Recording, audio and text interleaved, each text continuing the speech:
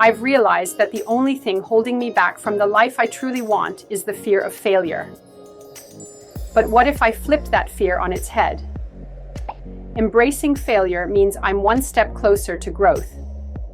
Procrastination? It's time to stop delaying my dreams and take action now. I refuse to let a negative mindset dictate my potential. I'm shifting to unshakable confidence and mastering my time to maximize productivity. I'm breaking free from my comfort zone and defining clear, meaningful goals. Surrounding myself with a supportive community is key. These barriers are temporary and manageable. I can wake up with purpose, face challenges head-on, and pursue my dreams fearlessly. Continuous growth is my new mantra. I deserve a life filled with success and fulfillment, and I'm ready to transform my reality. It's time to take that first step and unlock my potential.